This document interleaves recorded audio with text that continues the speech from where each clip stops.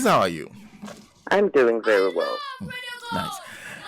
We are trying to address a question. Does counseling ensure a successful marriage or not? And then we are also asking, how relevant is it?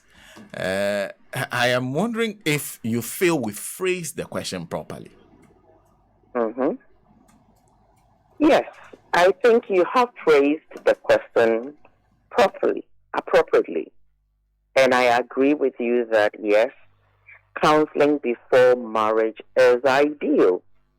And it goes a long way to make the necessary support or impact in the marriage. Why do I say so? Marriage is an enterprise. And before you go into any enterprise, you do your necessary findings, you do all the needed inquiries you have to do, put all the logistics right before you delve into that enterprise. However, most of us have taken marriage as if it's a natural phenomenon that must happen and it should succeed in that way. You're going into a relationship with somebody you possibly do not know anything about from beginning. You definitely need to inquire, to research, and know who am I going to spend this life of mine with. And so, through counseling, some deeper insights of whoever you're going to be relating with in the marriage comes out. And it informs you in a much better way to have a better position to relate with that person adequately and appropriately. So yes, I am in agreement that marriage, counseling before marriage is ideal. Ideal is the word you have chosen. Ideal, where ideal means if you get it, fine. It's not if you get it. You should endeavor, or you should seek to get counseling before marriage. You know, we individuals, or personally, people do not even know themselves, okay? How well they are constituted, how they operate, and how they perceive things. In counseling models, my way of counseling is a way deeper level. I teach people to discover themselves first, because when you come, I'll put a few questions to you, and I get to know that you don't know who you are and how you yourself you operate. So I help you do self-discovery. And in doing self-discovery, you get to know who you operate as a gender being, as a persona being, and as a sense being. These are the three main constituents of who you are as a person. Before you go to know the other person and how these two people, or how the two of you can bring your unique differences together to collaborate, to have a harmonious relationship. So it is the most ideal or appropriate thing to do. Self-discovery first. When you get to know you, you will know who would suit you for what particular lifestyle pattern, purpose you want to live in life. Most people live not knowing themselves, therefore do not even know the purpose for which they are living their life. If you do not know the purpose for which you're living, who do you bring in to support you enhance or achieve that purpose? So, having known you, you would be able to choose an ideal person, an appropriate person to enhance what you are embarking on to become, and you achieve it meaningfully and successfully, and vice versa. In that case, that will require the person being ready to open up and being truthful. Exactly. You are going into marriage. And if you're not ready to be transparent, then you are not prepared to be married. Because marriage is transparency. You can't be in marriage and have a block preventing your partner from seeing inside who you are. I heard one of your panel members saying friendship is key. You can't befriend somebody who is blocked and not transparent. And marriage is friendship indeed, deeper level of friendship. And so you are friends to somebody you truly know inside out. And when you're called any time to speak about the person, you can vouch for the person on any level. And that is what is required of you to enter into marriage. So you have to be 100% open. Sometimes people would think, I wouldn't want to open up to some past selves of mine. Who hasn't been in a past life before? Everybody. And if you're ready to move on, clean the past and be transparent to go forward. And you will be happy in whatever you're embarking on. Then the key question then arises, who counsels? For example, in your case, why, if I ask you why you are the ideal person I should be speaking to, how would you respond to that? Great. Many people call themselves counselors in our environment, and they are not qualified to be called counselors and even embark on counseling people. Counseling goes a deeper way into knowing who we are as human beings. You must have a knowledge system or a knowledge base as to who we are as human beings, how human beings are constituted, okay? Who you are in a persona being, who you are in a gender being, who you are in a sense being, how you operate in your 5 life areas of spiritual, social, psychological, physical, financial drives, and how in your environment, in time, in space, you operate. So you must have an in-depth knowledge of the human psychology, based on which, when somebody approaches you, you can understand the parameters the person is coming to you in. And you can give appropriate and adequate responses to the person. If you do not know this, you would be counseling amiss and thinking you're doing so much.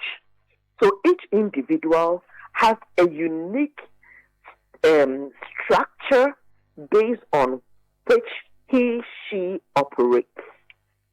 And it is key for whoever calls himself or herself a counselor to be well informed in these areas and know how to approach people as they come to them per their individual and unique personalities. So psychology for you is key. An understanding of psychology and how it works. Exactly. And beyond psychology. I am more than psychology. And so I put in so many things to really get to know people and how they operate. And so you must read wide. You understand? And be able to feel, know, sense people when they come to you and be able to give them the needed prerequisites as to what they are looking for. And I guess you've been doing this for so long, but have you ever encountered a situation which took you by surprise? Yes, I have. And exactly how do you deal with those kind of situations? Because there are people who say no matter how well you know, your knowledge is limited. You're not able to step into people's shoes and be able to advise them without going through what they have gone through. Beautiful. So, as humans, we are dynamic. We are evolving at every stage in our lives. In a particular stage in somebody's life, you would think an approach to whatever is happening is the best. The person goes, and something else happens to the person, and it's a different thing altogether because the person has gone through a different life experience, and it shaped the person in a different way. So the person comes with a new perception, a new ideology, a new way of perceiving things. And so you will also have to put on your thinking cap as to what is the new dimension here. And every time you must renew, refresh your thinking, your analogies, your assessments to meet current situations. And so what you think you have known in the past will not have to be static because people are different. Life is evolving and it is dynamic. It keeps changing. So you change as and when the game changes. And you must be very versatile. Very, very versatile. Yeah. So for the counselor, it's a constant learning experience. It means you must always have an open mind and be ready to learn something new yourself. Life is constantly a school. Life is constantly evolving and bringing new things every day. And so if you fail to also learn and open to new knowledge system, you will think you're the best, but your best would not take you far. So you keep learning. Let me conclude then by asking you, a young man, a young lady come before you, they sit before you, they are going into marriage, and then they want you to counsel them. What is your role in this matter? Are you sitting there as the one who will ultimately decide how this marriage goes, or what role do you play? So first, two people come, they want to get married. I am not the one to marry them. They are to marry themselves. I am only a guide to help them find what they have seen in each other that makes them think they can marry, live, and support each other become better. So my role is not to marry them. I am to open their perception to each other, help them discover each other, help them discover themselves first, their uniqueness first, their potentials first, their weaknesses first, their abilities beyond measure first. They will put all of those down, and I will make them see the values they have in themselves. When they are done, they compare the values and see, oh, this value of A and this value of B, when put together, can help me become that.